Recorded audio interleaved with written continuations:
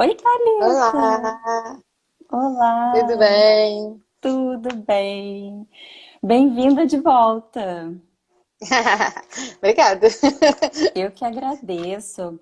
Para quem está acompanhando a gente aqui no Instagram e acompanhou a nossa jornada aí do mês de maio, no mês de maio nós fizemos uma série de posts, né? Fizemos uma campanha chamada a série Fiquei Grávida e Agora, com vários assuntos relacionados à maternidade, à gestação e maternidade. E fizemos lives, foram 3 lives contando com essa de hoje. A Thalita esteve na primeira, aí o bate-papo rendeu, a gente falou de saúde mental materna, né, Thalita? Isso, E foi aí foi muito chegando, gostoso.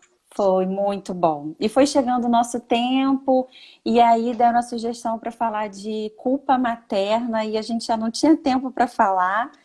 E aproveitei naquela hora mesmo, fiz o convite para a Thalita, para ela não me dar não, né? Ao vivo. Ah, mentira, gentileza pura, é um doce de pessoa. Quem acompanhou a gente aqui viu e sentiu. Então a Thalita tá de volta para a gente conversar um pouco sobre culpa materna. Tema polêmico esse um pouquinho, né? É muita coisa. E é uma pena que a gente só consiga fazê-lo online, que eu acho que se a gente estivesse trocando numa mesa, num bate-papo ao vivo, seria muito mais rico, com certeza. Ai, pois é. Então a gente aproveita, vou pegar a deixa da Thalita. Vocês podem comentar à vontade, depois eu vou dar uma lida aqui nos comentários, deixar as sugestões, a gente anota tudo, quem sabe a gente vai pensando aí num encontro presencial quando tudo isso passar, né, Thalita? Ai, eu dando ideia errada. Eu já gostei, já vai ficar gravado, viu? Boa noite, Thalita. Obrigada. Vou Boa apresentá-la para noite. quem está conhecendo você nesse momento, mas depois você se apresenta melhor. A Thalita é psicóloga, é especialista em saúde perinatal, né? E na semana de maio, na primeira semana de maio, teve posso chamar de simpósio, um encontro, né, sobre Eu saúde acho que a mental gente pode chamar materna. de simpósio. Uhum, Simpósio, né? Porque foram vários uhum. dias online pelo canal do Saúde Mental Materna lá no YouTube. As palestras estão lá, não estão? Estão salvas Estão. no canal. E aconselho aí quem se interessar pelo tema, dar uma olhada. Então, nesse mês que nós falamos aí de maternidade, maternidade dá pano para manga, né? Sendo mãe ou Uma não sendo discussão mãe. vasta. Vasta. E aí, quando a gente fala de culpa, mais vasta ainda, né? Porque eu fiz até uma enquete aqui no nosso Stories para dar uma ideia, assim, mais ou menos, perguntando se quem era mãe, se já tinha sentido culpa alguma vez. E aí o resultado foi de 70, 75%, eu não vou lembrar bem agora de cabeça, que sim, em algum momento já teve algum tipo de culpa. E aí, quando eu perguntei para quem respondeu sim, com que frequência? E aí a resposta foi em torno de 60% que Quase sempre. frequentemente, quase sempre. Exato, exato. E aí, para começar, quando eu fui fazer a minha pesquisa, eu vi que nos artigos de psicologia tem uma diferença, né? Tem um significado, tem uma definição, a palavra culpa, que às vezes a gente que é leigo denomina esse sentimento e pelo que eu andei lendo assim de uma forma bem rápida, ele tem as suas características. Você quer começar se apresentando e falando um pouquinho para a gente o que que é culpa, para a gente bater um papo? Difícil essa definição de culpa.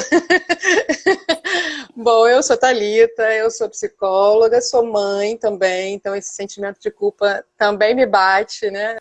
Tá sempre aqui comigo.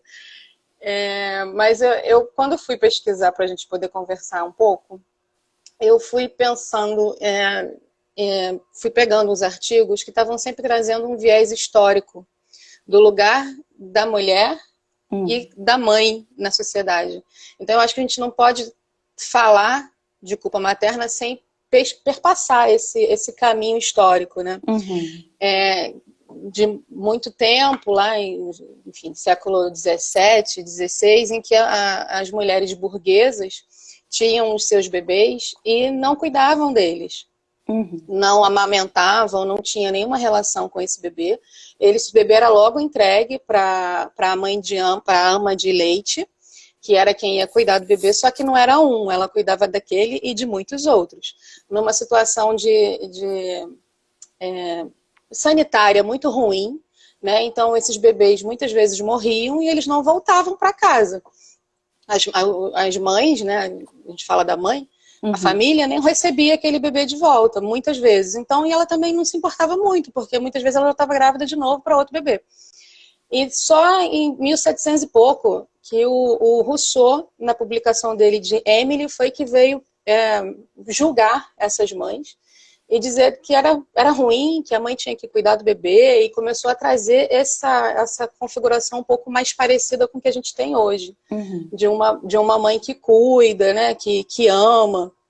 Então, quando começa-se a falar que esse cuidado materno e esse amor que a gente hoje enxerga como universal não era assim, isso traz uma polêmica muito grande.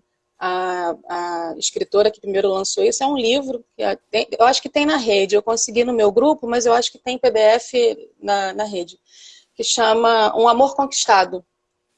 O mito do amor materno, um amor conquistado.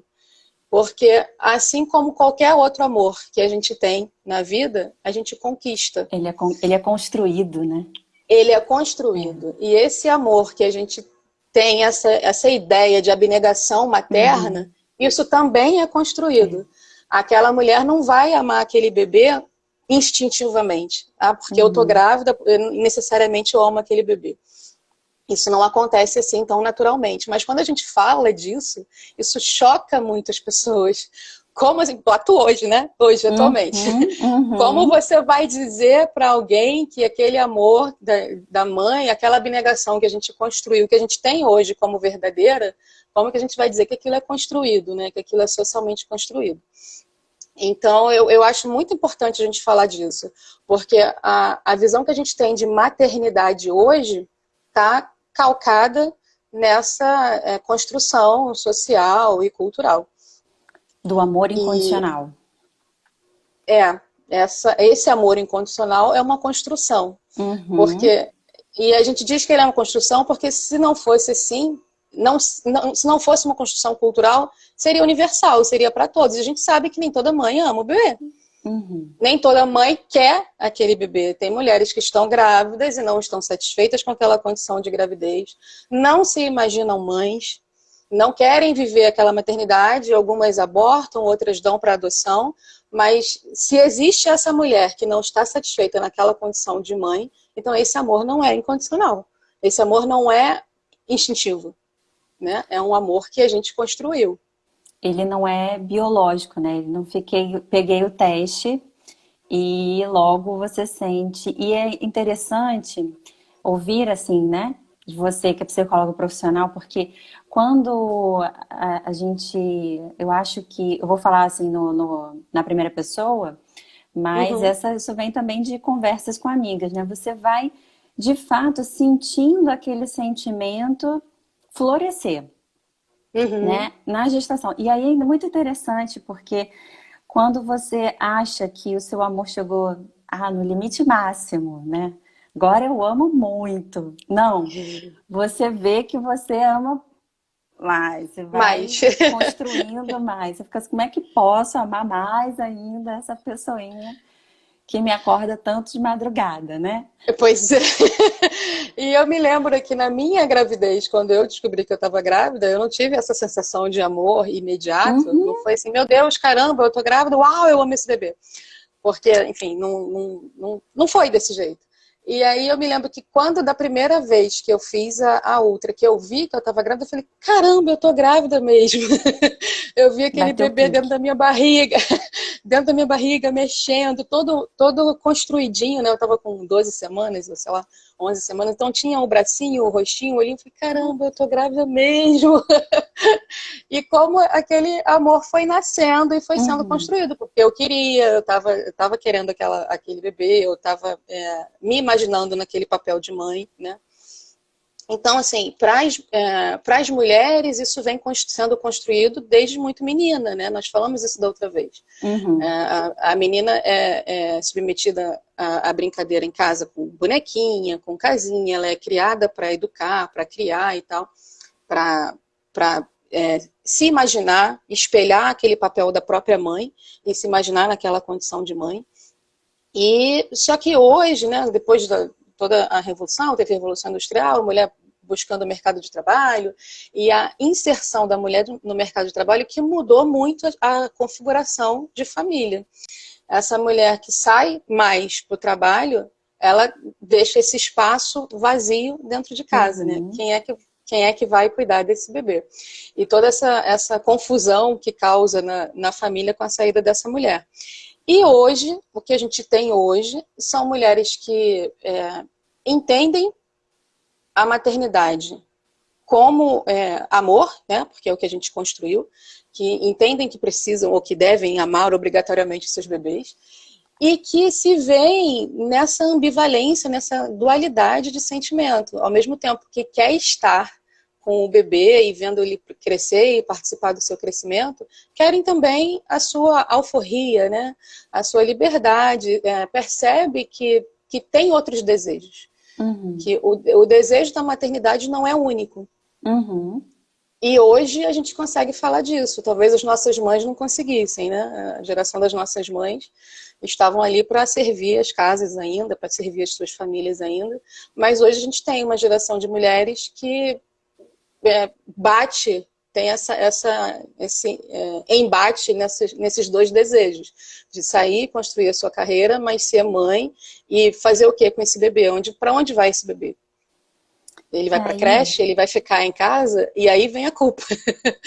é, eu estava olhando, né, dando aquela pesquisada básica no tema, e são N os motivos. Você falou, acho que hoje na sociedade atual que a gente vive, estou falando fora o modelo atual que a gente vive de pandemia, mas no modelo Uhum. social geral, acho que a principal causa de culpa, vamos dizer assim, materna, está relacionada mesmo com o acúmulo de funções, né? Pelo Uhum. menos nos relatos que eu achei em blogs, em reportagens, né? As mulheres relatando muito a sua dupla, tripla jornada, às vezes, porque tem mulheres que estudam, trabalham e cuidam, né, dos seus filhos, e, e essa sensação de que não está fazendo tudo em todas as coisas que ela quer fazer, E né? eu acho que é justamente dessa visão que a gente tem de que a mulher multifacetada, né, ela vai dar conta de tudo. E aí a gente vivendo a maternidade real, saindo lá do modelo ideal de quando a gente era criança, que imaginava como seria a maternidade, a gente saindo desse Uhum, modelo ideal e confrontando com a realidade da maternidade, a gente padece na culpa, porque a gente não vai dar conta de ter a casa limpa como a gente aprendeu que deveria ser, como a gente viu as nossas mães, as nossas avós fazerem. As nossas avós costuravam, cozinhavam, costuravam, cuidavam da casa, e talvez tivessem até horta dentro de casa, e a gente sim. quer hoje fazer tudo isso num modelo novo, né, que é a gente saindo para o Uhum, trabalho. E por mais que a gente hoje esteja reivindicando a posição de um pai participativo e mudando essa visão do pai provedor apenas, ainda que a gente tenha um companheiro dentro de casa que seja altamente participativo, essa a figura materna continua sendo a figura de referência para aquela uhum, criança ou até para as pessoas esperam de nós, né? Outro dia eu vi uma uhum. colega minha falando que é uma frase popular que ela diz que a sociedade espera de nós, mulheres, que nós produzamos como se não fôssemos mães e sejamos mães como se não Como se não estivéssemos estivéssemos produzindo lá produzindo. fora. Sim. Então, eu acho que essa discussão toda por em volta da culpa materna tem que passar nessa questão do lugar da mulher na sociedade hoje e como a gente está, de fato, se sentindo sobrecarregada porque muitas coisas estão ainda sob o encargo da mulher, né? E, Desse... mas assim, você tocou num ponto da mudança de geração, que as nossas avós, nossas mães, né? Nesse processo de saída, em busca dos seus sonhos pessoais, né? Carreiras, Uhum, enfim.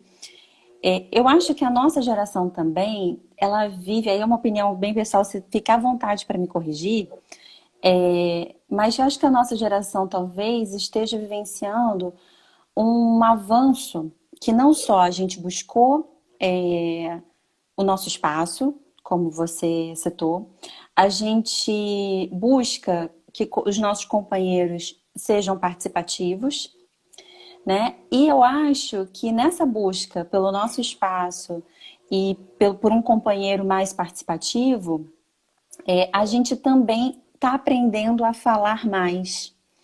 E a gente está aprendendo a buscar mais uma rede de apoio. Eu estou vendo várias páginas, assim. É porque conforme você vai seguindo, vai curtindo uma, vão aparecendo outras uhum. muito semelhantes.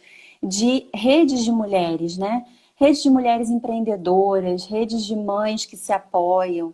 É, e aí, talvez, as nossas meninas, né? As minhas sobrinhas, as suas filhas, na geração delas, talvez seja mais fácil, ou vou dizer assim, talvez não faça a palavra, mas um pouco mais tranquilo O de caminho já está lidar traçado, né? isso, de lidar, porque assim, eu sei que eu não preciso ser perfeita. E eu, particularmente, eu adoro quando eu vejo a hashtag, né, maternidade real, porque a gente comentou, lembra, Thalita, na live do dia 7, que a rede social, ela é um modelo que ela não é modelo de vida. Uhum, Ela tá ali, a gente mostra na nossa rede social aquilo que a gente quer mostrar, uhum. né? Sem julgamentos aqui, né? Eu particularmente adoro a rede que a gente está usando nesse momento, como é o Instagram. Mas, de fato, poucas vezes a gente vai postar a birra A do tristeza? filho, Claro que né? não. A gente mostra na hora que ele pega uma florzinha, na hora que ele escreve um bilhetinho, né? Mas na hora que ele sai jogando o brinquedo no chão, essa parte a gente não mostra, não. De E jeito aí nenhum. parece, né, que na casa de todo mundo tudo é muito bonito e na minha que as coisas estão de pé para cabeça, né? Cabeça, enfim, de ponta cabeça. E aí talvez não seja um caminho que as nossas meninas vamos esperar, assim, ter esperança de que elas encontrem uma maternidade com menos culpa. Eu acho que a gente tem essa briga aí que o feminismo vem traçando, né? Mas aí a gente fala de feminismo, algumas pessoas não gostam muito, Uhum, né? Não mas eu gosto. acho que eu acho que a conquista dessas mulheres e atualmente a nossa, né, da nossa geração, vai fazer com que as nossas meninas tenham uma nova visão, de fato, do que é a construção de uma família. As minhas filhas hoje reclamam do meu sogro, que meu sogro não pega nada. Ele senta Uhum. para comer, a mesa tá posta, mas ele fica, Espero o prato. me dá aqui, não sei o que, a minha filha mais velha olha pra cara dele, vou, tá aqui, é só pegar. Mas porque ela vê que o pai dela tá em casa, tá fazendo, e que Uhum. também não foi fácil, e que também tem sido uma construção, porque ele Uhum. via um modelo de pai que não Uhum. fazia. Uhum. Então, à medida que a gente vai conquistando esses espaços e vai mostrando que a responsabilidade da casa é de quem nela mora, né? Sim. Ela precisa estar limpa, a roupa precisa estar cuidada, enfim, mas é de quem nela mora. Só que o meu marido mesmo, ele reclama de mim, por exemplo, que eu tenho esse discurso de que a casa é de quem nela habita, o cuidado da casa é de quem nela habita, mas ele, segundo ele, eu fico criticando quando ele está fazendo.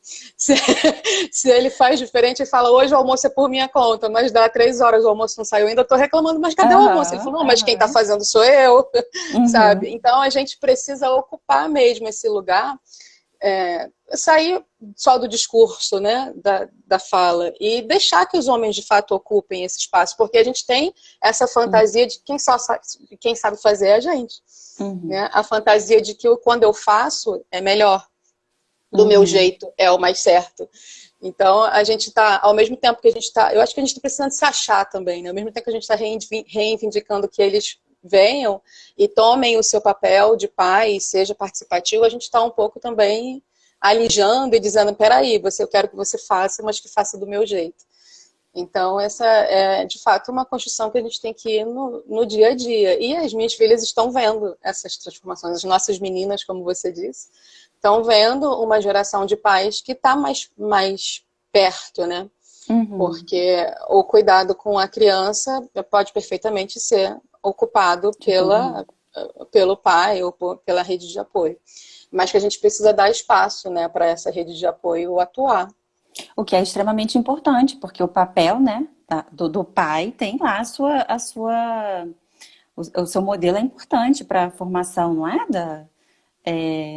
Enfim, da criança, né? Sim, e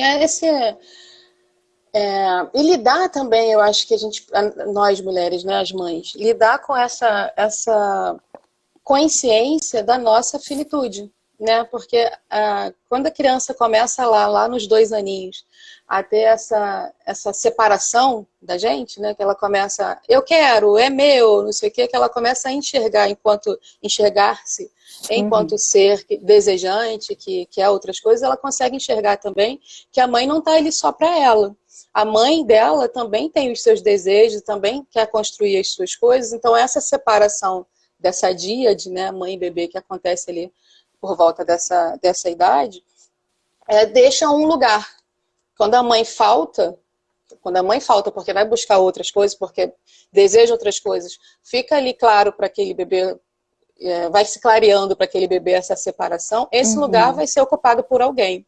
E a gente precisa deixar que ele de fato seja, né? Que a gente se retire um pouco dessa onipotência, né? Desse lugar onipotente que a gente ocupa e deixar que outros ocupem também um pouco desse espaço, que é bom, inclusive, para o desenvolvimento do bebê, né? Então, quando a gente começa a falhar, que nos traz culpa, na verdade, deveria trazer um alívio. Uhum. Porque nessa falta que fica denotada que a nossa não completude é que vai trazer também saúde emocional para aquele bebê, né? Que ele vai buscar a sua completude em outras coisas, né? Em outros objetos, assim, do seu amor, do seu desejo. Enfim, eu acho que nessa questão da culpa, eu acho que é muito mais uma construção nossa, individual, da gente se dar conta de que a gente vai falhar e que tudo bem, que a falha, na verdade, não é um erro, a falha é um processo para a construção dessa saúde emocional desse bebê. E Então, olhar por esse ângulo é tão difícil. então, falando, Thalita, assim, ouvindo, ainda bem que vai ficar gravada, a gente pode ouvir todo dia um pouquinho. De repente, de repente posso fazer uma edição, deixar só essa parte, assim, né? Que errar tudo bem, a gente precisa reconhecer. Mas aí estava até aqui na minha pergunta, que eu fui olhar minha cola, né? Como lidar, né? Porque eu compreendo e eu acho que a sua fala é a perfeita, é o que a gente precisa ouvir. Mas como é que a gente consegue, assim, aquela famosa assim, me dá dica. Saber que eu posso, né? Que eu, assim, eu tô falando aqui que as mães, né? Que a mãe vai errar, que errar faz parte. É, entendo, assim, talvez que um dos grandes, não sei um dos grandes problemas, mas talvez tenha uma relação um pouco com a comparação, né? Que a gente faz com outros modelos maternos, né? E isso pode ser com a nossa própria mãe, ou com a nossa sogra, ou com a nossa amiga mais próxima, né? Talvez a gente não lidar tanto com esse modelo comparativo, mas o que mais que a gente pode fazer para aceitar essa hashtag maternidade real sem sofrer? Então, eu acho que foi por isso que eu comecei falando do contexto histórico. Eu acho que quando a Uhum, gente tem essa consciência de que isso é uma construção, a gente consegue reconstruir, né? Desconstruir esse modelo de amor incondicional, esse amor que nasce com a maternidade, nasce o bebê, nasce mãe, uhum, nasce amor, desconstruir esse modelo internamente, e isso eu acho que é trabalhoso e enfim, é de dia a dia mesmo, e construir esse modelo de que sim, somos falhas e sim, vamos faltar. É num processo de autoconhecimento mesmo, né? Às vezes é necessário que seja feito por via da terapia, Uhum. desse reconhecer esse lugar de faltante, né? De não completude. E às vezes é só por via da terapia mesmo. Sim. E a outra coisa que você falou, eu ia comentar, mas eu esqueci nesse momento. Tinha Bom, outro, nem. eu ia trazer outro viés, enfim. Mas assim, você acha que tem momentos, assim, vou falar agora da minha experiência pessoal, mas também de amigas, assim, eu acho que tem alguns marcos que a gente passa na maternidade que talvez, bem isso que você está falando, é o modelo que a gente cria, né? Essa perfeição que a gente imagina. É a gestação que a gente imagina, a barriga que a gente imagina, Uhum, o parto que a gente imagina. Eu, eu, eu escuto histórias, assim, até mesmo no atendimento, assim, do parto não sair como tinha planejado ou tinha uhum, sonhado. Um outro momento, a amamentação, né? Amamentar, não amamentar também. E o que eu vejo muito, assim, na roda de conversa amigas, né? É a volta ao trabalho. O momento difícil. Aí depois eu queria que você complementasse a minha fala, se tem outros momentos, né? Mas a volta ao trabalho, eu tenho percebido nessa roda íntima de pessoas próximas que tem sido um momento mais impactante para as mulheres, né? Porque a gente passa muito tempo grudadinho uhum. com os nossos filhos. E está nesse processo intenso, hormonal, e nesse processo intenso dessa construção de sentimento que você citou lá no início do nosso bate-papo. E aí, do nada, esse ritmo ele é interrompido literalmente da noite para o dia. A gente tem um modelo no nosso país onde a licença maternidade, né, para algumas Muito curta. mulheres é muito curta, de 120 dias, 180 dias, isso não é nada, gente, nada.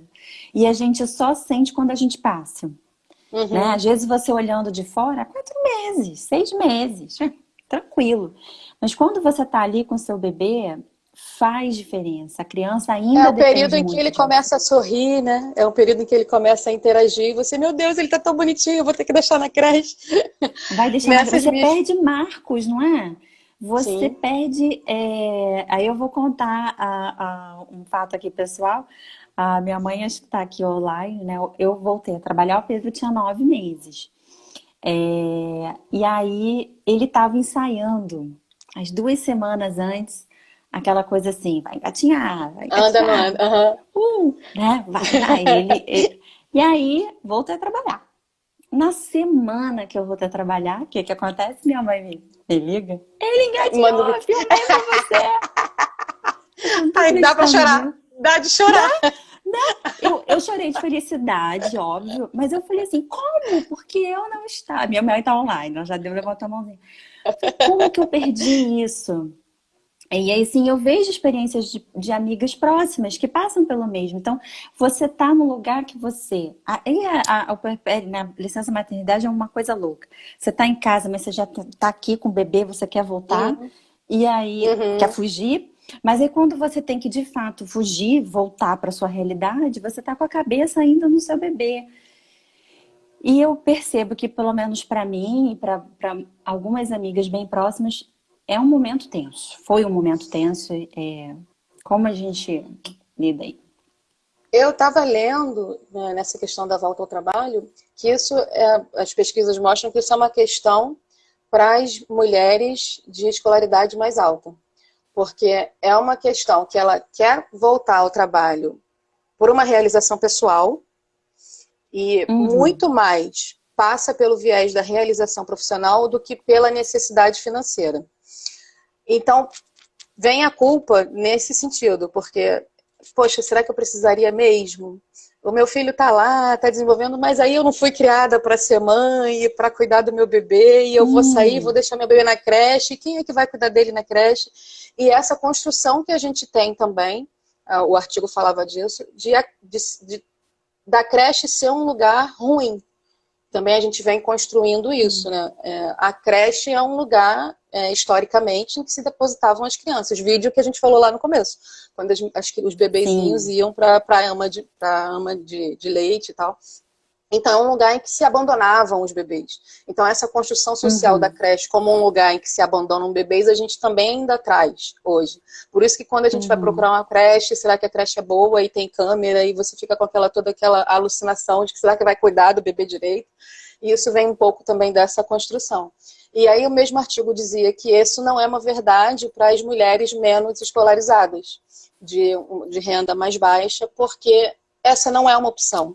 É a necessidade. Ela tem a necessidade de sair para o trabalho e a culpa não passa por escolher botar na creche ou não. Ela, Uhum, essas mulheres que responderam à pesquisa, elas dizem que por elas não iriam, porque quem tem que cuidar do bebê é a mãe. Essa é uma uhum. responsabilidade da mãe e que elas ficariam perfeitamente em casa cuidando deles, mas não tem essa opção porque precisa sair para fazer dinheiro, então, muitas vezes é a responsável financeira da família. Uhum. Muitas mulheres Então, são aquelas que sustentam as casas, né? sem dúvida. Importante a Então, gente falar. mais uma vez, essa é uma culpa que está atrelada ao nosso meio cultural, né? Uhum, uhum, E mais uma vez a gente vê essa questão da ambivalência de sentimentos que a gente vem experimentando desde a gestação. Ao mesmo tempo em que a gente quer sair para construir a carreira, enfim, para trabalhar por prazer, porque, como você disse, no meio do puerpério a gente está naquela loucura, né? E sair é até um alívio, mas aí, ao sim, mesmo tempo que você quer sair para se sentir quer aliviado, ao voltar. mesmo tempo você está, ai meu Deus, o meu bebê e tal.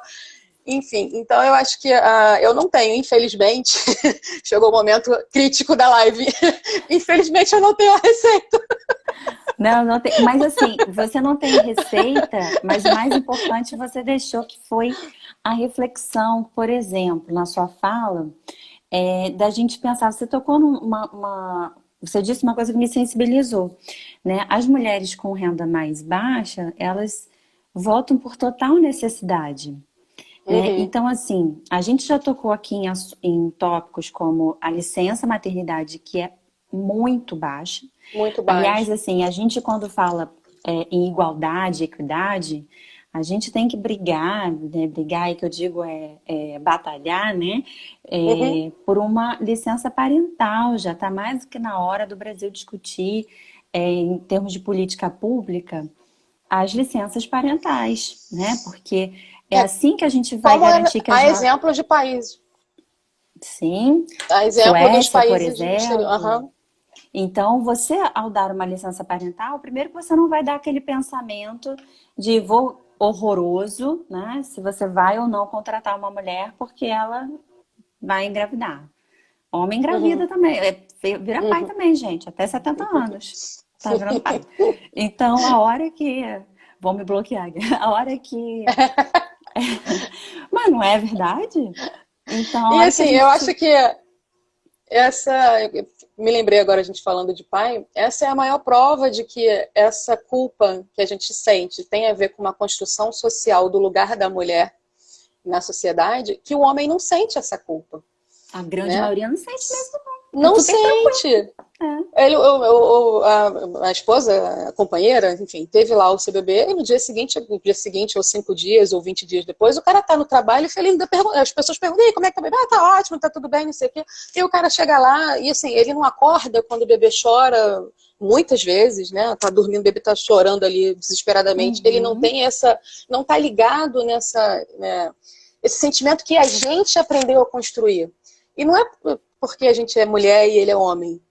Isso não passa por uma diferença fisiológica. Isso é absolutamente cultural e Cultural. construído. E E construído. De, precisamos falar disso, porque senão a gente vai perpetuar esse modelo. sem dúvida, sem dúvida.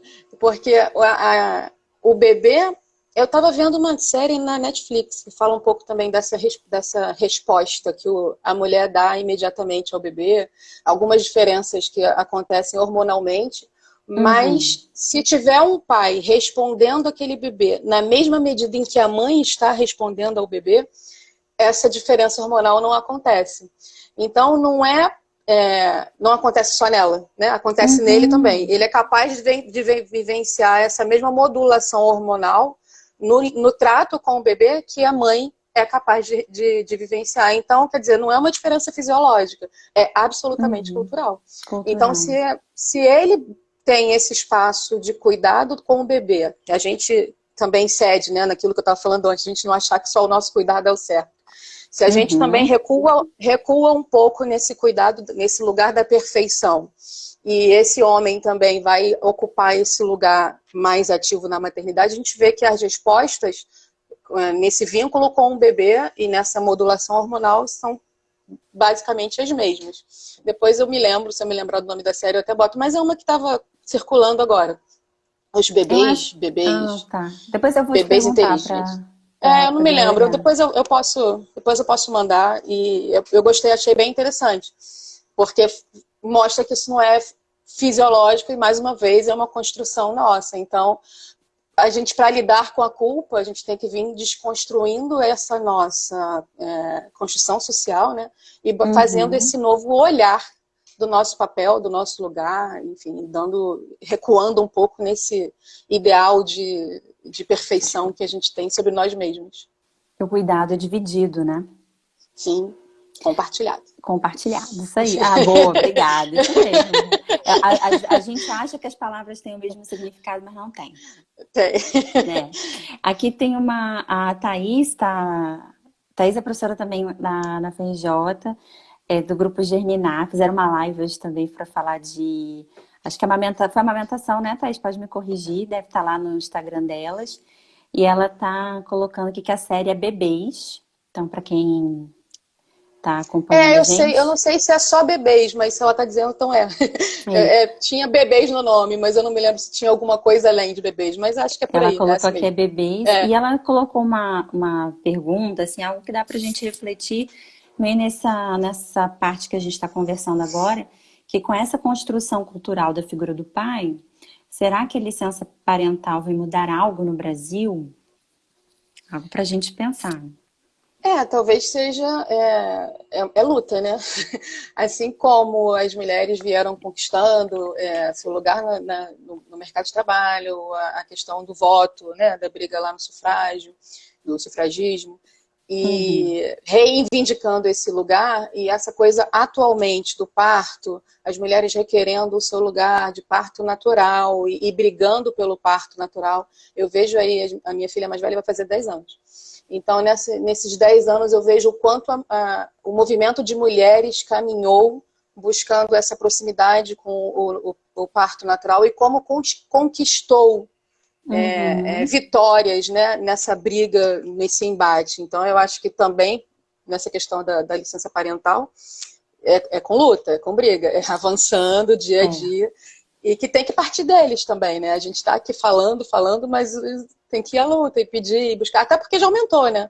A licença paternidade, na época que a Bel nasceu, que é a minha mais velha, era de 5 dias. hoje são 20. Atualmente são 20. Assim, é pouca coisa, mas veja bem, já é um Mas avanço no tempo, né? a gente vê até no próprio modelo da licença que você mostra muito bem, com o tempo de licença, de quem tem que cuidar da criança. É aquilo que Sem você estava dúvida. falando no início. Porque se você dá uma licença para a mulher de meses e dá para o homem de dias, quem é que cuida? Tá Não, e, nítido, ninguém precisa e explicar, depois, tá nítido, e de- né? depois que esse bebê fizer 4 meses, quem vai cuidar? Né? Exatamente. Ele ainda não se cuida sozinho. Exatamente, é uma terceirização, que pode ser a família, né? Como, por exemplo, Uhum. é, a avó, né? Muitas das vezes o papel vem para as avós, né? Mas a gente também, até com a pandemia, mostrou isso, né? A gente tem avós que os avós ainda estão no mercado de trabalho. Uhum. Então, muitas das vezes não é a opção. né? Então, as creches, escolas, enfim, acabam sendo onde, né, a criança vai ficar. Só me corrigindo que a live do Germinar que eu falei foi sobre parto domiciliar. A gente estava falando de parto aqui, né? Então, depois, quem se interessar, entra lá no Instagram deles para dar uma olhada. Thalita, a gente tá, ó, a gente papeia aqui, a hora passa, a gente não vê. Mas só para tentar fechar o nosso bate-papo, eu tinha colocado aqui duas coisas, duas anotações. Uma, você acha que no modelo que a gente está hoje, aí sim falando de pandemia, né? Ele piora ou ele ameniza o sentimento de culpa materna, assim, essa saúde mental materna? Porque muitas mães agora, muitas não, né? A gente está em casa, para a grande maioria, quem não está aí na linha de frente, né? Então, isso ajuda ou isso não, nada a ver? Ou piora? O que você acha, assim, na sua opinião? Eu vi pesquisa também dizendo que para mulher pesquisadora, nessa época de pandemia, está absolutamente difícil de produzir qualquer coisa. E, mais uma Uhum. vez, os homens saem à frente porque é a mulher que Sim. está. Você é pesquisadora, né? Estou falando com uma. Tem uma publicação, uma carta de um movimento chamado Parent Science, que essa Uhum, semana até teve uma live na FESP com uma das idealizadoras do grupo, e a língua enrolou aqui, mas acho que vocês entenderam. Que eles fizeram, o movimento fez uma carta para a Science, para a revista, mostrando exatamente isso, que a publicação das mulheres, das cientistas que são mães, tá no terceiro tópico. Aí depois uhum. vem as mulheres que não são Não são mães mães. e depois os homens, né? Não há muita diferença entre os homens que são, se ele é pai ou não, né? São mais ou menos esses os dados. Então, se quem se interessar pode entrar na página, elas têm página, né, site, mas também tem aqui no Instagram. E é interessante porque é isso que você está falando. Mostra a desigualdade entre Uhum. homens e mulheres, né? Porque a gente já tem esse dado real dessa terceira jornada, né? Que a mulher sai para o Uhum, trabalho, depois chega, vai cuidar da casa, vai cuidar da criança e tal. E nesse momento da pandemia, as mulheres estão só em casa. Então, todo aquele serviço que ela só fazia de noite, ela está fazendo durante o dia, de manhã, de tarde, de noite. O filho o tempo inteiro quer comer, as minhas querem comer o tempo todo. Eu não sei o uhum. seu, mas é uma Comer e louça que brincar, se comer e brincar, comer e brincar. A minha filha, eu fico estudando, né? A minha filha fica assim, mamãe, o que você tá vendo aí? Aí mete a mão na cara do meu tablet, tá vendo o que, mamãe? Tá estudando o quê? Eu não, filha, eu estou tentando estudar. Vamos fazer o seguinte, você senta aqui do meu lado, você Pinta estuda aqui, aqui ou do no meu meu caso é lado, pinta aqui um pouquinho. você faz aqui o seu dever, que eu vou estudar aqui do meu lado. Mas aí ela começa, daqui a pouco ela vem, mas mamãe, o que você tá fazendo? O que você tá fazendo? Quer dizer, e assim, o meu marido é extremamente parceiro, tá aqui comigo, cozinhando, e cuidando da casa, e cuidando da filha, e para ele também tá difícil. Porque É. tem reunião do trabalho, tem o home office, tem a reunião ao vivo, e como é que faz para participar lá e dar suporte, né, para outra lá Uhum, no home office. Quer dizer, a gente foi engolido por esse trabalho que quando a gente antes da pandemia, a gente saía de casa para fazer o trabalho lá fora, o trabalho da casa ficava lá. Em algum momento, quando a gente uhum, chegasse do trabalho, a gente ia dar conta dele. A uhum. gente não está mais vivendo essa situação, porque o trabalho da casa está ali, Tá o trabalho está ali junto. também, e está tudo junto. E o filho está ali requerendo a atenção. O que eu estava falando das minhas, a minha tem ciúme do meu tablet. Então, assim, é o tempo todo querendo atenção e você tem que se redobrar ali, né, entre dar atenção para a criança e cuidar da casa Uhum. enfim, e viver, e estudar alguma coisa, e trabalhar. Enfim, certamente piorou. Respondendo a sua pergunta, depois de tanta Piorou. volta, certamente piorou. E o último comentário que eu tinha anotado aqui é como assim a gente, enquanto profissional, agora como profissional de saúde, né, que está ali, o profissional de saúde que está ali na ponta, no atendimento, numa assistência pré-natal, ou até mesmo na unidade básica de saúde, né? Vocês têm um trabalho lindo que é o Colo Coletivo, vou falar aqui também do Colo Coletivo. Tem Instagram e tem Facebook, Tem. e que é uma roda de conversa com pais, né? Porque são Uhum. mães e pais que estão ali se apoiando mutuamente. Mas como é que a gente pode acho que o colo coletivo é uma experiência muito positiva, além de linda, para ser compartilhada como um modelo de dar um ombro, de dar uma rede de apoio. Mas na experiência de vocês, assim, ou até na sua experiência como psicóloga, tem outras atitudes, outras coisas que o profissional de saúde pode fazer para ajudar nessa saúde mental materna, nessa sensação mais de auxílio à culpa, por exemplo, que é o nosso tema de hoje? Eu acho que é esse acolhimento, né? E ajudar um pouco nessa desconstrução desse lugar de perfeição. O acolher a mulher e dizer que está tudo bem faz diferença. Às vezes é uma coisa que para você parece boba, né? Você pensa, não, mas está Uhum, tudo bem. Mas quando você diz e ela recebe aquilo como de fato, está tudo bem. Eu não sou perfeita, eu não vou dar conta de tudo e o meu filho não vai morrer por causa disso. E para além, né? Como eu estava dizendo antes, isso é um passo importante para o desenvolvimento dele. É ter essa consciência de que na falha esse desenvolvimento dele desenvolve, né? Enfim, cresce, uhum, acontece. uhum. Era isso que eu tinha falado quando eu falei que ia falar alguma coisa e Ah, esqueci. tá. Era por conta dessa rede que a gente faz de felicidade sempre. De 100% do tempo a gente está feliz com o nosso bebê, com o nosso filho, com a nossa condição de mãe. Ter em mente que a gente não está sempre feliz em nenhuma área da vida. Mesmo no trabalho que você ama, que você tem o privilégio de fazer aquilo que você gosta, né? Aquilo Uhum, que tem um valor para você, mesmo ali, vez ou outra, você está insatisfeito. uhum, Na sua relação com o seu marido, na sua relação com a sua amiga, vez ou outra você se aborrece. Na sua relação com a sua mãe, com o seu pai, vez ou outra você se aborrece. E você tem esses sentimentos ambivalentes em relação ao pai, em relação à mãe, ao marido, ao filho, à amiga. Por que que em relação ao bebê ou ao filho, quando você tem esse sentimento ambivalente, isso te gera culpa? Por que que você tem que, como a gente falou, é uma construção também, esse relacionamento com o filho. Por que que nessa construção é inaceitável que esse sentimento ambivalente exista? Né? Passar por essa conscientização de que nesse relacionamento também existe essa questão ambivalente, que hora você não quer olhar para ele, assim, tem dia que você, caraca, que droga essa criança, e tudo bem, sabe? Você não pode passar o ato, né? Ai, que raiva, eu quero tacar uhum, essa criança na parede, pegar e tacar na parede, não, aí não dá. uhum, Mas o sentimento em si é preciso ser acolhido, né?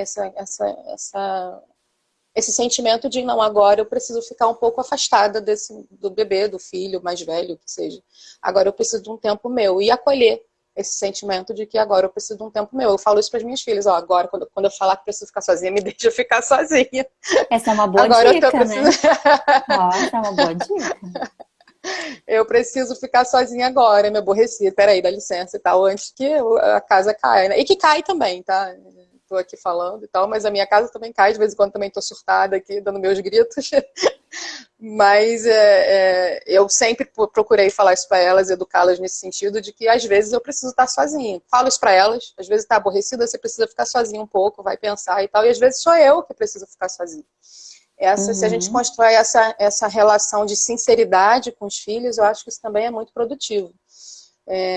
Mostrar que você também se aborrece, né? Porque se a gente tá para criança o tempo inteiro eu te amo e tá tudo bem, eu tô feliz, não sei o quê, ela também não aprende a lidar com esse sentimento que a gente às vezes diz que é ruim, né? Se você se mostra vulnerável também passível passivo de ter esses sentimentos meio contraditórios, você também está ensinando para essa criança que tudo bem, que ter raiva é normal, que se está triste é normal, que está feliz é normal, que, enfim, esses momentos todos são importantes e a gente vai evitando aí as explosões de sentimentos, né? Você vai treinar, acho que é isso. Você vai treinar a sua criança a lidar com esses sentimentos que não são lá tão nobres, assim, tão bem aceitos. E a gente estava falando das nossas meninas, das meninas do futuro, né? Acho que quando elas. A sua, a sua fala me remeteu assim, bastante à palavra aceitação, né? Então Uhum. você se aceitar, né? aceitar a sua roda de sentimentos, porque é isso mesmo, a gente não tá bem todos os dias. Tem dia que a gente acorda, não acorda bacana, né? Ou acorda bem, mas acontece alguma coisa que te tira um pouquinho do eixo. Então, talvez as nossas meninas aí, sendo criadas com essa perspectiva de que as mães também falham, que as mães não são perfeitas, elas entendam que elas podem errar, podem falhar e vai estar tudo ok, vão continuar amando e sendo amadas, né? É exatamente, exatamente, acho que esse é o ponto. Se a gente mostra essa vulnerabilidade, né, para as nossas crianças, e aí eu falo de meninas ou meninos, a gente está Uhum. ensinando a eles que a gente está desconstruindo essa ideia da perfeição. E se ele está vendo, né, ali na sua tenra idade que a mamãe também falha e que a mamãe também se aborrece, nossa, lidar com os sentimentos para ele acaba sendo um caminho mais fácil, né? Porque acaba se espelhando, né? A gente é de fato espelho para os filhos. Então, se essas crianças podem lidar com essa mãe imperfeita, e aí agora as meninas, elas vão aprendendo que tudo bem. Tudo bem desocupar esse lugar da perfeição. Tudo bem, a minha mãe de vez em quando surtava também. Então, tá tudo certo. Quem nunca? Quem A, nunca? a frase é quem nunca? Quem Se, nunca? se não foi agora, é porque vai chegar o momento. Vai chegar o momento.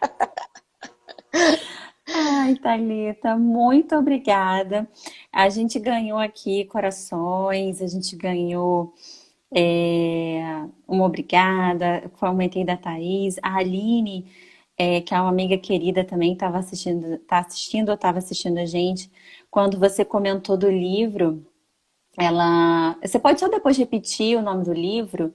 Ela disse que esse livro é incrível, e, e assim, eu vou passar, né, a bola aí para você fechar nosso bate-papo, nossa live, mas quero agradecer a você primeiro por ter estado aqui conosco mais uma vez, fechando o nosso mês de maio, nossas lives de maio para falar de maternidade.